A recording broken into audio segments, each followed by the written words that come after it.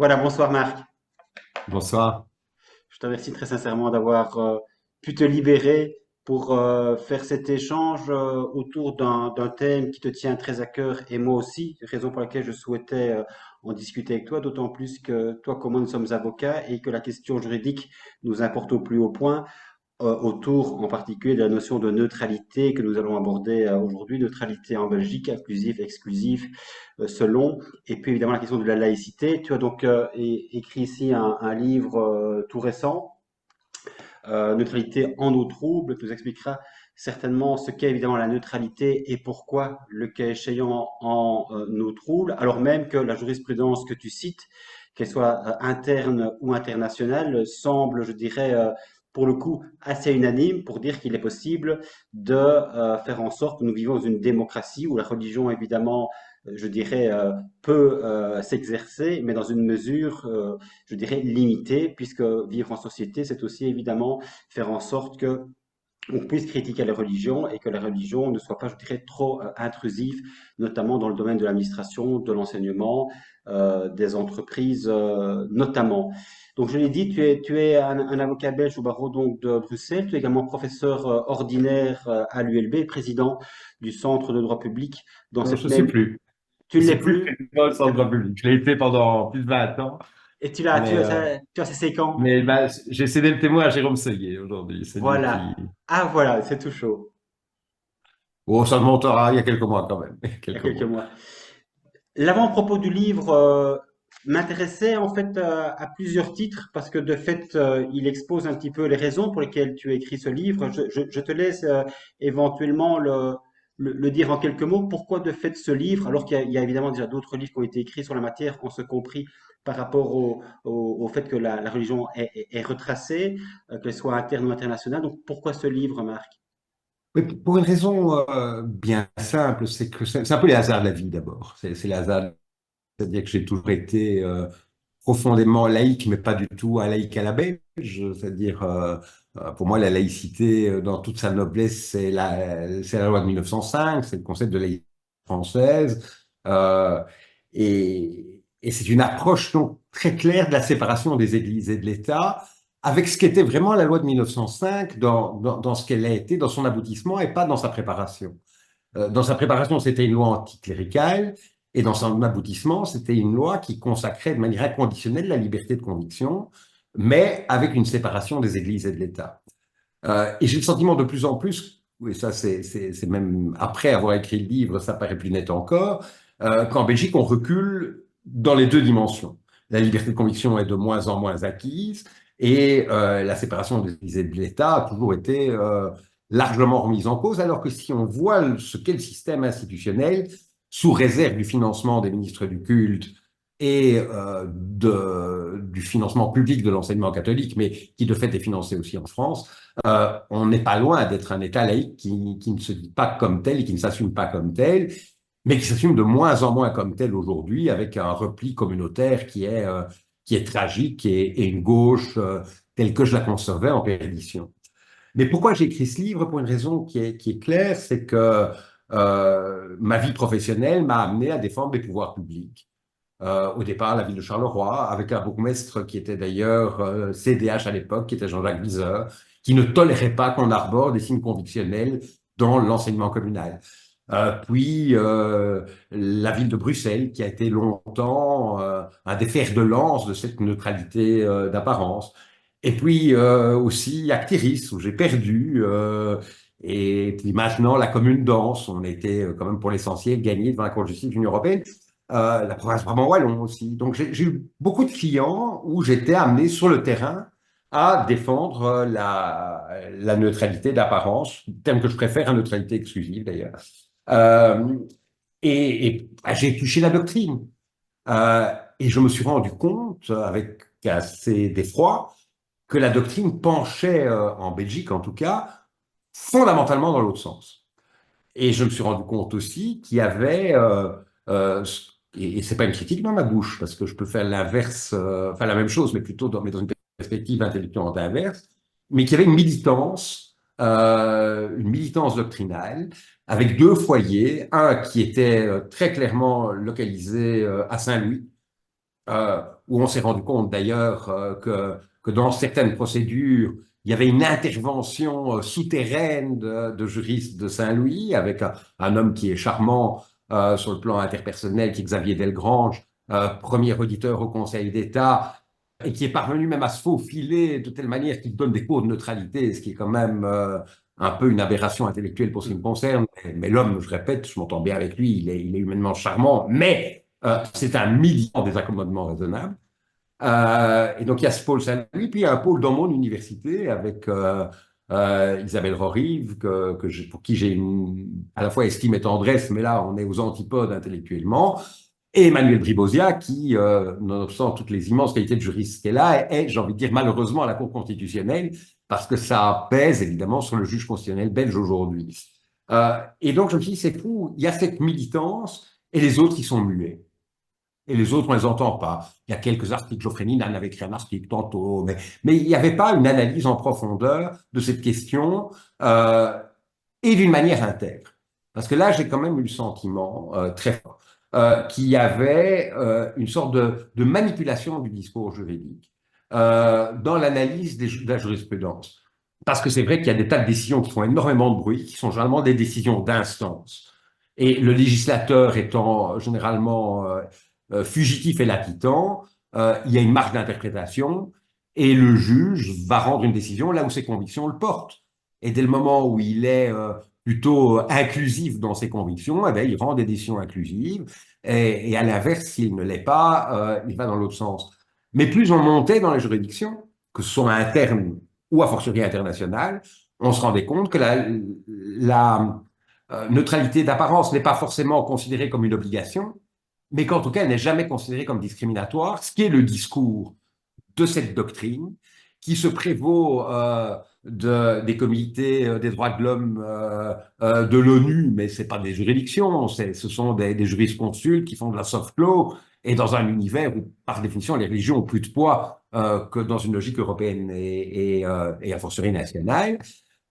Et il cachait en quelque sorte cette jurisprudence de la Cour européenne des droits de l'homme, de la Cour de justice de l'Union européenne, et j'ai trouvé important de remettre les pendules à l'heure. En sachant, parce qu'aucun juriste n'est neutre, ni exclusif, ni inclusif, je ne le suis pas, qu'il y a un combat politique.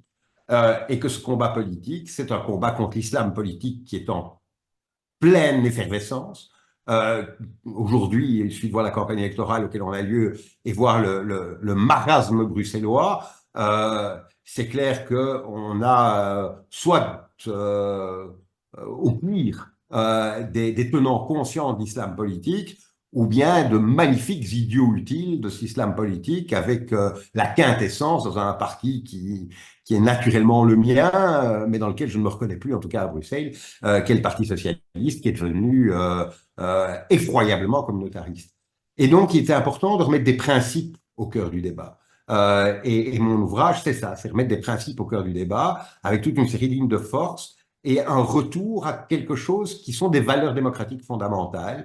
Et la neutralité en est une, l'impartialité en est une autre, et le fait qu'en droit belge, par exemple, il n'y a pas un primat de la liberté de culte sur les autres libertés. C'est une liberté importante, mais qui n'est pas moins importante que toute autre liberté d'expression ou de conviction.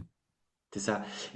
Bon, évidemment, ton livre, je dirais, il est pour le coup exhaustif en termes de jurisprudence. C'est un outil évidemment juridique extrêmement utile, mais quelque part, il ne prêchera et il ne sera utilisé par définition que par les convaincus. C'est toujours un peu le même problème. Ce genre de débat, évidemment, est extrêmement clivant. Ce qui m'étonne par contre, et tu en as parlé de la problématique de cette question au sein des universités où malheureusement il y a effectivement une tendance assez forte, notamment sur le plan doctrinal, à défendre une conception dite inclusive. Comment expliques-tu que finalement le temple du savoir et donc de l'esprit critique est à ce point, je dirais, parti pris pour ce qu'on pourrait aussi appeler d'ailleurs le wokisme ou finalement l'islam politique avec une version extrêmement finalement défavorable en termes Mais, d'égalité homme-femme. mais je crois qu'on a perdu énormément. On a perdu énormément et c'est probablement notre génération, la mienne, qui en est en partie responsable, c'est qu'on a cru qu'il y avait des évidences. On n'a pas vu on n'a pas vu monter la marée. On n'a pas compris les jeunes générations. Dans une université comme la mienne, et c'est magnifique. C'est-à-dire que quand j'ai commencé à donner cours il y a un peu, il y a 35 ans, ben, on avait un public étudiant, bourgeois, bruxellois, libéral au sens et philosophique du terme. Aujourd'hui, on a un magma qui vient avec des gens qui viennent de partout, qui viennent de toutes les cultures, de tous les pays, et c'est magnifique. Mais en ayant oublié de mettre en avant nos valeurs, il y a une sorte de perméabilité aux valeurs des uns et des autres, avec une double dimension, je crois, puisqu'il ne faut pas se voiler la face. Il y a une problématique qui est liée à une religion aujourd'hui. C'est pas la religion qui est un problème, c'est une religion parce qu'elle est militante et que les autres ne le sont plus. Donc c'est pas un rejet de cette religion en tant que telle, c'est le constat que dans la religion musulmane aujourd'hui, il y a des combats politiques. Et ces combats politiques, qui sont de double nature. Il y a d'abord, de manière claire, et je crois qu'il ne faut pas se leurrer, des influences du wahhabisme, des frères musulmans et d'un islam politique qui essayent de faire avancer une conception qui n'est plus la conception de la philosophie des Lumières, qui nous paraissait une évidence. Euh, et donc, c'est là qu'il y a les militants et les idiots utiles. Et puis, il y a quelque chose de plus préoccupant, c'est des jeunes générations qui sont elles-mêmes dans un repli religieux. Euh, et on peut les comprendre à certains égards parce que c'est une sorte de crise d'adolescence collective. Leurs parents ont essayé de se fondre dans une société qui ne les a jamais totalement admises, qui les a discriminés. Et leurs enfants n'acceptent plus que leurs parents ne veulent pas être comme leurs parents et donc utilisent le levier religieux pour dire nous, on nous la fera plus. Et donc, c'est là qu'il y a cette double problématique. Et de manière générale, eh bien, c'est pas qu'en Belgique. Moi, je parle de mon université, mais il suffit de voir ce qui se passe aujourd'hui dans le monde. Euh, le wokisme, et je déteste ce mot, je préfère le mot de repli identitaire, a pris une ampleur colossale. Et la négation des valeurs qu'ils sont censés incarner, parce que combattre les discriminations, la première manière de combattre la discrimination, c'est précisément de ne pas résumer quelqu'un à une identité et ne pas le mettre dans une case et accepter la multipolarité de ces identités. Et dès le moment où on réduit les gens à une identité, qu'on essaye de créer une culpabilité historique euh, par rapport à notamment la colonisation, et je suis le premier à dire qu'il n'y a rien de plus détestable que ce qu'a été la colonisation, mais je ne me sens en rien responsable de ce qu'ont fait mes grands-parents, qui n'étaient d'ailleurs pas des colons, mais l'utilité que ça n'aurait rien changé. Et donc, il y a cette sorte de mélange de culpabilité, de réduction dans une case, mais qui fait que c'est devenu une culture qui est partagée par une grande partie de la jeunesse. Et aujourd'hui, et peut-être que le pire engendrera des réflexes de celui, mais ce qui se passe pour le moment, moi, me perturbe, me préoccupe et me blesse dans l'antisémitisme qui réapparaît euh, et dans ces conceptions identitaires de grands combats, notamment sur le plan du féminisme, qui aboutit au fait qu'une femme qui est découpée en morceaux quand on joue au football avec ses seins, qu'on la viole de manière terrible. La première question qui est posée par certains, c'est qui est-elle? D'où vient-elle? Quelle est son identité? Oh, pas de chance, c'est une juive, c'est une israélienne, alors c'est pas si grave que ça. C'est intolérable. C'est absolument intolérable. Et on a envie de dire, au secours, Simone de Beauvoir revient, parce que c'est la négation du féminisme. Et donc, c'est vrai que pour le moment, on a tout perdu, mais c'est peut-être aussi, et c'est peut-être pour ça aussi que j'écris ce bouquin, c'est le moment à jamais de se battre aussi. Oui, c'est ça, parce que ton livre, pour venir brièvement à l'avant-propos, il dit que de fait, aucun juriste n'est neutre et que tu indiques finalement dans cette préface, dans cet avant-propos plutôt, quelles sont tes convictions, qui sont des convictions en réalité qui trouvent leurs racines, pour le coup, dans des racines familiales. Donc c'est un combat pour l'universalisme, on y reviendra tout à l'heure, qui ne date pas d'hier. Non, mais c'est-à-dire que euh, personne n'est neutre, je ne suis pas un juriste neutre, mais le fait de ne pas être neutre n'exclut pas l'honnêteté. Et donc, je crois qu'il faut, et c'est ça que j'ai reproché à certains adversaires intellectuels, c'est qu'on ne peut pas sur l'intégrité, c'est-à-dire sur l'analyse de la jurisprudence. On parlait des comités de l'ONU, ben, les comités de l'ONU, je les analyse, je ne les cache pas, je ne fais pas comme si ça n'existait pas. Je peux les critiquer, je peux ne pas être d'accord, mais ça existe. Euh, et de la même manière, je trouve qu'on a tendance, de part adverse, à faire semblant que ce qui existe n'existe pas, et ça, c'est extraordinairement gênant, je trouve, sur le plan intellectuel. Et donc, c'est là que le combat mérite d'être mené. Maintenant, la Cour de justice de l'Union européenne a dit, dans un arrêt d'une affaire que j'ai plaidée, voilà, la neutralité, en Belgique, la neutralité d'apparence, elle peut être imposée, ce n'est pas discriminatoire, mais elle a dit aussi, ça ne me plaît pas, mais elle l'a dit, qu'on peut avoir le système inverse. Mais je dois avoir l'honnêteté intellectuelle de le dire. Si je le cache, à ce moment-là, je ne suis pas intègre. Donc, on peut être engagé, mais tout en préservant l'intégrité de l'analyse du scientifique, parce que c'est quand même un ouvrage qui a cette vocation scientifique. Bien sûr. Et ce qui est étonnant quelque part, c'est que la manière dont tu parles, je dirais, elle est parfaitement pour le coup, évidemment, à l'évidence, légale.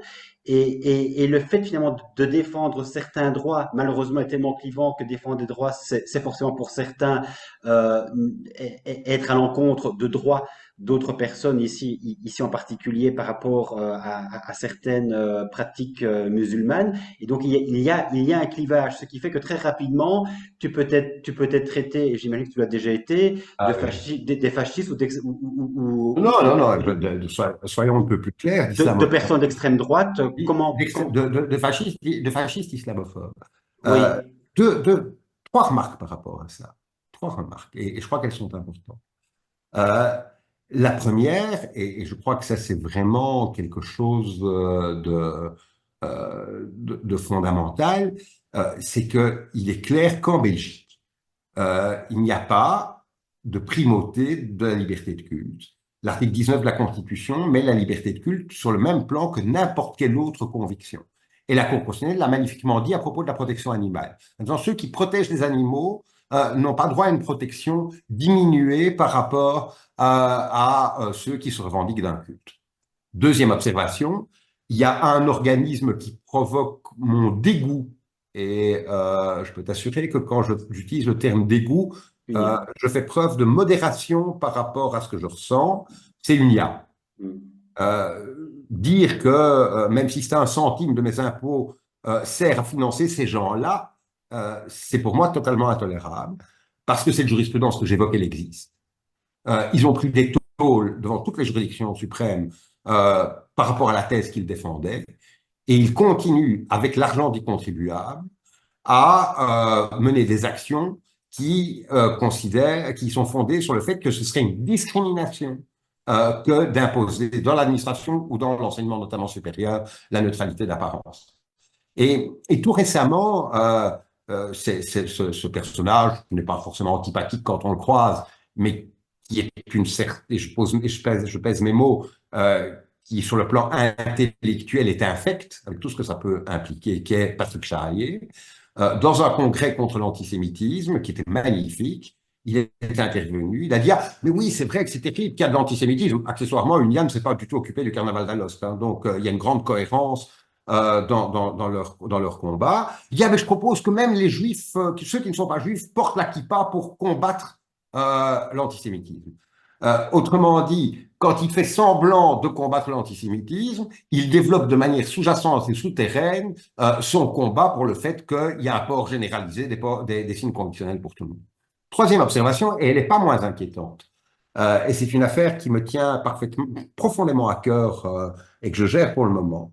Je suis le conseil d'une femme, une trentaine d'années, un peu plus de 30, oui, elle doit avoir 30, entre 35 et 40 ans, qui est musulmane, qui est voilée, qui ne concevrait pas de venir à mon cabinet en étant autrement voilée, euh, et qui a vécu une relation de couple, mariage civil et religieux extrêmement difficile, dans lequel son mari la traitait de fait comme un objet sexuel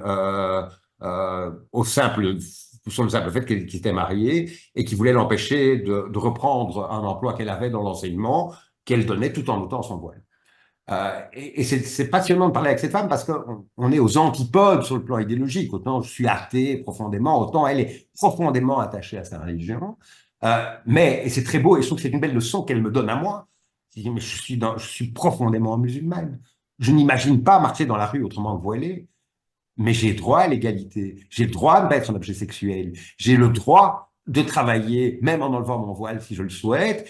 Et ma religion ne me l'interdit pas, c'est ce que font certains de ma religion qui me l'interdisent. Et je suis profondément fier de défendre cette cliente. Et qu'est-ce que je fais? Ben, je m'adresse à l'Institut pour l'égalité des femmes et des hommes. En me disant, là, on a un combat magnifique à mener pour quelqu'un qui est profondément croyant, qui a une foi, qui vit dans le respect de sa foi, mais qui considère que sa religion, dans la conception qui est la sienne et qui est partagée seulement par énormément de musulmans, implique une égalité totale entre les femmes et les hommes. Et l'Institut pour l'égalité des hommes explique gentiment que oui, mais que ça existe aussi dans d'autres religions, dans d'autres cultures. Donc ne me dis pas, mon vieux, t'es islamophobe. Mais on le dirait presque. Et donc, quand on compare ces deux situations, UNIA et l'Institut pour l'égalité pour les femmes et les hommes, à propos d'affaires différentes, certes, mais on voit que ces organes qui devraient protéger les vulnérables ne les protègent pas, en fait. Oui, oui, ben on voit que derrière, il y a de fait un militantisme. Tu parlais d'UNIA, j'ai déjà regardé leur site en long et en large pour voir effectivement un petit peu quelle était la jurisprudence qu'ils publiaient. Ils sont très régulièrement, évidemment, partie intervenante dans toute une série de causes, évidemment, pour défendre le port du voile dans l'administration, dans les entreprises, etc. Donc, clairement, ils ont une position de principe qui est extrêmement claire. Et là, pour le coup, on quitte la stricte neutralité pour privilégier une neutralité dite inclusive. Euh, et ils ont j'ai dit presque un mode d'emploi hein, pour toute femme qui, le cas échéant, à titre préventif, souhaiterait aller chercher un emploi, pour dire évidemment quels sont les différents critères et la façon finalement de présenter les choses pour être accueilli ou non par l'employeur et le cas échéant, pouvoir se retourner contre lui. Donc on voit vraiment qu'il y a de fait une militance qui est pour moi aussi extrêmement choquante en fait. J'ai vraiment le sentiment qu'Union n'a absolument rien à faire dans ce rôle-là. Mais ce qui m'épate, enfin ce qui m'étonne toujours en fait, Marc, c'est que euh, pour le commun des mortels quelque part, la plupart ne voient pas le problème. C'est-à-dire que quand tu le dis, une IA a une militance qui me dérange, comme éventuellement a pu l'avoir aussi à certains égards Amnesty International euh, ou euh, ou par rapport aux droits de l'homme également, de défendre le port de la burqa à l'époque, on a le sentiment que quand on dit ça, il y a un point aveugle. C'est-à-dire que la personne à qui tu le dis n'a pas envie de se questionner, n'a pas envie de l'entendre, n'a pas envie de réfléchir, comme si pouvoir dire les choses, c'était automatiquement avoir peur d'être islamophobe ou avoir peur d'être intolérant par rapport à une sorte de minorité finalement musulmane qui serait par définition victime d'une situation et que par définition il faudrait protéger. Comme s'il y avait le droit qui ne protège entre guillemets que le fort et que du coup même si soi-même à titre personnel on ne partage pas, on ne veut pas ça évidemment pour son conjoint, pour ses enfants, mais par contre pour les musulmans, ce serait comme si c'était une communauté à part et ça devient du coup tolérable et on peut défendre des positions qui en termes d'égalité homme-femme sont en réalité totalement Tu vois, c'est ça qui est terrible, c'est qu'on en arrive à encourager les pires. L'affaire que j'évoquais il y a un instant démontre que dans la religion musulmane, comme dans n'importe quelle autre religion, il y a de tout. Et c'est vrai que dans la religion, les juifs orthodoxes, ils ne sont pas forcément plus reluisants avec les femmes. Les catholiques intégristes ne sont pas plus reluisants avec les femmes. La prêtrise est toujours interdite aux femmes dans l'Église catholique. Donc chaque religion produit son sectarisme et l'inégalité entre les femmes et les hommes. La religion musulmane aussi, c'est vrai. Euh, mais elle n'est pas la seule. Et dans tous ces univers religieux, il y a une partie X inquantifiable qui est parfaitement en ordre avec les valeurs qu'on peut défendre toi et moi. Euh, mais c'est ceux-là qu'on cache. Et donc les victimes aujourd'hui de ce combat pour le port des signes convictionnels, pour la neutralité inclusive, c'est deux catégories de femmes. Ce sont les femmes qui sont parfaitement bien dans leur religion, mais n'ont pas envie d'être dans une sorte de repli inégalitaire. Et elles existent. Et il y a plein d'hommes musulmans qui vivent parfaitement comme ça aussi, il ne faut pas l'oublier. Et puis ce sont pire les plus jeunes qui essayent d'échapper à ça, qui sont le public le plus vulnérable et qui sont abandonnés par tout le monde. Oui, c'est ça. Et ça, c'est terrible, parce qu'elles subissent des pressions qui sont inextricables. Oui, il y a une pression sociale, il y a évidemment aussi derrière, tu le disais, l'islam politique, donc il y a une sorte de conquête qui est désirée. Parce que quelque part, évidemment, le problème, je dirais, peut se trouver, le cas échéant, dans le texte même, c'est-à-dire dans le texte coranique et la manière dont le texte coranique est interprété. Puisque c'est censé évidemment être la parole d'Allah, c'est censé être un texte incréé, et du coup, à partir du moment où le texte lui-même créer en soi une égalité homme-femme, c'est compliqué Oui, évidemment d'en mais sortir.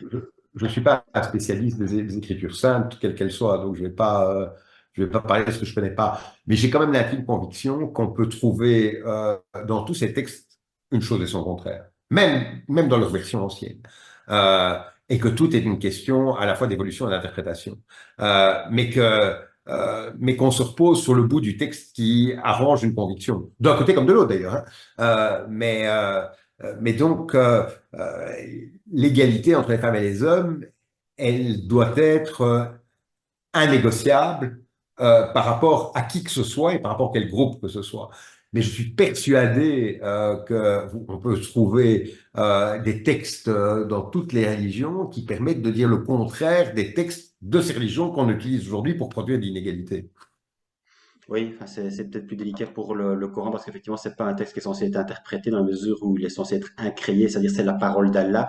Et donc, c'est compliqué évidemment d'interpréter la parole d'Allah. Oui, Donc, tu vois, enfin, c'est parce que dans l'Église catholique, évidemment, il y a une réforme, il y a l'exégèse qui a rendu possible une certaine modernisation de la doctrine de l'Église. Ça va être plus compliqué à mon sens par rapport à l'islam, et c'est là-dessus justement que s'appuie aussi l'islam politique, c'est de dire voilà ce que c'est qu'une femme pure et voilà ce que c'est qu'une femme impure, et la manière évidemment de gérer la question homme-femme, parce que le problème, Marc, peut-être aussi, et ça je voudrais que tu réagisses par rapport à cela, c'est que quelque part, euh, pour un bon musulman, il n'y a pas d'un côté la vie privée et la vie publique. Il y a en réalité une seule et même personne, c'est à dire une personne qui est croyante et qui doit manifester sa foi et dans le domaine privé et dans le domaine public. Et c'est peut-être ça mais qui crée aussi. c'est le choc chimique d'une religion et d'une société évoluée. Par définition, toutes les religions, elles partent d'une forme d'archaïsme, il n'y en a pas une qui échappe. Et aucune n'a échappé aux dérives les plus ignobles qui soient. Hein, les protestants, on n'en parle pas, mais enfin, on ne peut pas dire qu'ils y étaient avec le dos de la cuillère. Hein, euh, donc moi, je me refuse, ça c'est vrai, ça c'est un choix intime en fait. Je me refuse à stigmatiser la religion musulmane en tant que religion.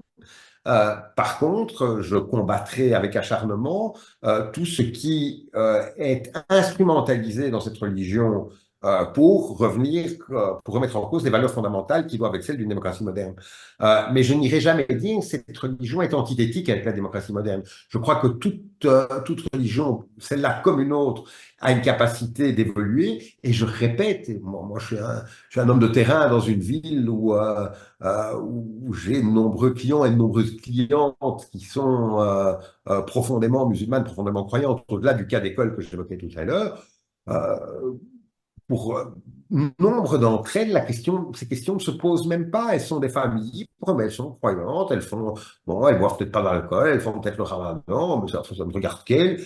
Et elles vivent parfaitement intégrées dans une société avec laquelle elles sont en phase. Je crois qu'on doit faire très très attention. De toute façon, on sera traité d'islamophobe, donc il y a zéro souci. On peut vivre avec le maillot administré, qui est une autre forme de repli identitaire subi cette fois-ci. Mais je crois qu'il faut être très très vigilant dans le fait et c'est en ça que je reviens à la loi de 1905, dans le fait de permettre de vivre à chacun de vivre comme il veut. Euh, Dès le moment où, et c'est la Cour constitutionnelle l'a dit de manière magistrale, où aucune conviction ne peut être imposée de manière absolue, n'implique pas des concessions dans un monde démocratique. Voilà, dès le moment où les concessions sont faites, ce que les gens pensent, on s'en fout en fait. Hein. c'est sûr qu'on s'en fout. Et idéalement, il vaut mieux effectivement ne pas en faire un étendard pour vivre, je dirais, en commun et de façon pacifique autant que faire se peut. Mais donc, en fait, Marc, toi, par rapport à l'arsenal législatif actuellement, tel qu'il est interprété de fait par les juridictions internes et internationales, on l'a dit, il te paraît suffisant pour quelque part réguler la montée de l'islam politique et faire en sorte que, de fait, il n'empiète pas sur nos règles fondamentales, nos valeurs fondamentales en termes de démocratie, de droits humains, de liberté homme-femme. Moi, je rêve, mais on en est tellement loin d'un législateur qui prenne ses responsabilités, qui fixe des règles, qui les impose. Moi, je peux vivre, et je le fais dans les dossiers que je traite, avec le système actuel. Euh, mais on est fragile parce qu'en effet, il y a deux conceptions, que la Cour de justice de l'Union européenne a dit que les deux conceptions étaient valides. À mon sens, elle se trompe sur un point, c'est dans l'administration où le principe d'impartialité implique une apparence d'impartialité. Et dès le moment où il y a un lien hiérarchique, ça veut dire qu'il faut éviter que chacun puisse croire que l'attitude du supérieur ou du subordonné qui ne plaît pas est conditionnée par une conviction assumée. Mais il n'en demeure pas moins qu'aujourd'hui, le droit international laisse les deux portes ouvertes. Donc il faudra un jour que le législateur prenne ses responsabilités, oui. Et comme pour le moment, on creuse les fossés de manière plus dure et qu'on va probablement à provoquer une certaine violence ambiante plus forte, au lieu d'avoir pu le faire sereinement comme un outil d'intégration et un outil de pacification, ça va un jour devenir défensif par rapport à des morceaux de la société qui ne se parlent plus. Oui, mais c'est ça, mais là tu pointes du doigt un aspect évidemment essentiel dans un pays, c'est évidemment la question du vivre en commun. Donc j'ai envie de te poser la question aussi, comment toi, en sachant justement quelque part quelle est la situation de terrain, en voyant que l'islam politique ne cesse de monter, mais pas seulement en Belgique, en France et en Europe de manière générale, comment toi en particulier tu vois du coup l'avenir de la Belgique, comment sortir de cette impasse, de cette tension, de ce conflit qui est plus que latent finalement, hein, si on veut bien regarder, il est quand Je n'en même sais, très je prégnant. n'en sais absolument rien. Je n'en sais absolument rien. Euh, parce que je suis pas magicien et personne ne l'est, et qu'on a l'impression que ce pays se clive de plus en plus, et de plus en plus malade. Enfin, le niveau de cette campagne électorale et le niveau de l'action politique dans les dernières semaines qui l'ont précédé est tellement affligeant qu'on se dit qu'on manque fondamentalement, il y a chose d'exception à la règle, mais de femmes et d'hommes d'État et de hauteur de vue. Alors, le principe, c'est l'histoire de l'humanité. C'est que plus on descend en bas, plus à un moment donné on remonte. Mais pour le moment, on est plutôt en train de descendre. Donc c'est vrai que je ne crois pas qu'il y ait une solution à court terme. Et je crois qu'en effet, la société se clive jusqu'à un moment où, à force de se cliver, ça casse. Et ça casse, c'est toujours une violence latente ou plus forte que ça qui apparaît, quoi. Mais est-ce que ce n'est pas aussi, quand je t'entends, Marc, est-ce que ce n'est pas aussi quelque part le propre, entre guillemets, de la démocratie, d'être une force en soi et d'avoir un talent d'Achille, parce qu'elle doit concilier des valeurs qui Bien, éventuellement sont problématiques, mais bien liberté, sûr. liberté de religion, liberté de conscience, liberté d'expression, Mais libre on critique des on est religions bien, on et est bien égalité d'accord. homme-femme. On est bien d'accord. Et c'est là que la Belgique, dans son côté terreau de compromis, de tous les compromis, était un modèle du genre. Ben, on est en train de le perdre, hein. Pour le moment, on n'y est plus, en tout cas. On n'y est plus, et pour mille raisons. C'est-à-dire que on évoquait tout à l'heure, c'est vrai, les replis identitaires. On peut évoquer aussi l'abaissement du débat public parce que il se joue sur les réseaux sociaux, et donc on peut même pas en vouloir aux responsables politiques d'aller être minables sur les réseaux sociaux, puisque c'est quand même là qu'ils sont entendus.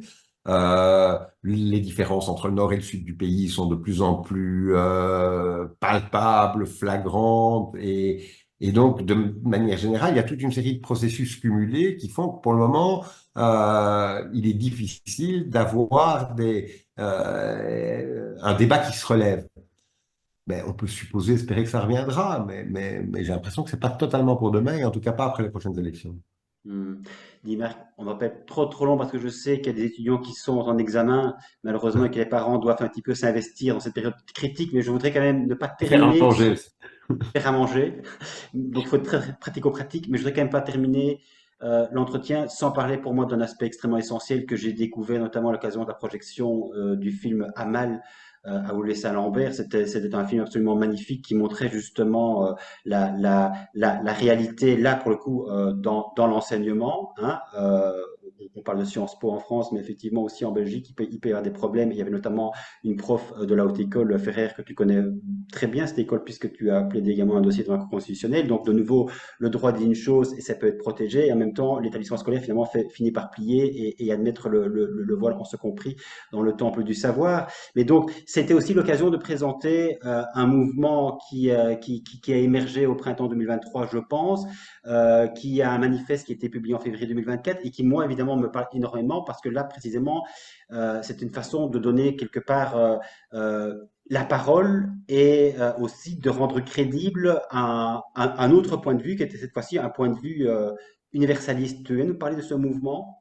Oui, mais le mouvement universaliste, il est né, je crois, enfin, moi, j'étais pas là au début, je suis arrivé il y a à peu près 6 mois, mais au moment où on a emballé et réécrit ensemble le manifeste, je crois il est né à la fois à l'initiative de quelqu'un qui est magnifique, qui est Jemina Benhabib, qui est un personnage pour qui j'ai un respect absolu, euh, et puis par une série de parlementaires notamment bruxellois, Viviane Teitelbaum, Christophe Magdalens et Julien Utendaal, mon fils, euh, en connexion avec Georges d'Allemagne, qui se sont rendus compte que malgré toutes les divergences politiques qui pouvaient les opposer, ils avaient un patrimoine commun de valeurs qui est en effet l'universalisme, qui est, on l'a parlé, la neutralité d'apparence, la suppression du financement public des cultes, euh, le refus des replis identitaires, le fait d'assumer cette histoire de la pensée qui part de la philosophie des Lumières, qui passe par l'affaire Dreyfus et qui fait un détour par la résistance française ou par les brigades internationales, enfin toute cette histoire de la pensée et de l'action qui était fondée sur l'universalisme. Ils se sont rendus compte que ces idées étaient menacées de manière constante, a fortiori dans ce foyer brûlant qu'est le Parlement bruxellois. Et ils ont commencé à penser ensemble, et c'est comme ça, dans cette optique-là, qu'à la suggestion de Julien, mon fils, je les ai rejoints. Euh, avec ce constat qui est totalement fascinant et qui est à la fois très beau et qui donne envie de pleurer en même temps, euh, c'est que sans qu'il y ait d'acrimonie, mais que des adversaires politiques d'hier, des gens qui, dans la grande sphère des opinions et des convictions politiques, paraissaient très loin, euh, aujourd'hui paraissent plus proches que ceux qui étaient les membres de notre famille d'hier. Et que donc le clivage ne se fait plus, alors que le problème est toujours tout aussi aigu, sur du socio-économique, mais il se fait sur de l'éthique. Et cette éthique, c'est le socle de valeurs universalistes. Et donc ce mouvement est né, ce manifeste, on l'a écrit à X mains, en se heurtant parfois, mais arrivant à quelque chose sur lequel on s'est tous reconnus. Et ça a créé un vrai mouvement. En quelques semaines, il y avait plus de 2300 signatures. Euh, et ça va continuer. J'ai un collègue à l'université qui le traduit en néerlandais, on va le traduire en allemand, et on va le faire vivre, parce que bon, chacun a une vraie vie à côté, mais on va le faire vivre progressivement, euh, pour donner aussi une lueur d'espoir à tous ceux qui pensent comme nous et qui avaient le sentiment d'être tout seuls. Et on se rend compte qu'on n'est quand même pas si seul que cela. Non, et je t'avoue que ça fait vraiment du bien d'entendre effectivement une voix finalement qui est portée dans un débat public, parce que de manière individuelle, évidemment, parfois on se dit mais il y a quelque chose à faire et on ne sait pas quoi faire, on est perdu et on est confronté finalement à une grosse solitude avec le cas échéant, le fait justement d'être taxé d'islamophobe ou de facho, alors qu'en réalité on ne fait que porter des valeurs démocratiques. L'universalisme, c'est aussi, on l'a pointé Marc tout à l'heure, l'égalité homme-femme, et je m'en voudrais de terminer sans citer pour moi un arrêt de la Cour de cassation qui quelque part rappelle une évidence mais qui est en soi magnifique. Parce que là, on est dans le cœur du sujet, c'est un arrêt de la Cour de cassation du 8 juin 2022. La liberté de religion s'arrête devant l'égalité entre les hommes et les femmes. Et c'était évidemment un arrêt qui a été rendu suite à une personne du parti Islam en Belgique, déjà parti qui était à mon sens problématique, mais bon, bref, qui est sur un plateau télévisé, avait refusé de serrer la main d'une femme parce que sa religion, soi-disant, Ah, c'était l'interdisait. ça aussi que j'ai traité pour Emmanuel Prat, euh, et j'en suis pas peu fier. Et là, il faut le reconnaître, l'Institut pour l'égalité des femmes et des hommes était au rendez-vous. Je crois que c'est autant par rapport à ma critique tout à l'heure, il faut toujours être de bon compte. Ils ont été là, ils ont porté le procès et ils ont gagné, et on n'en est pas peu fiers.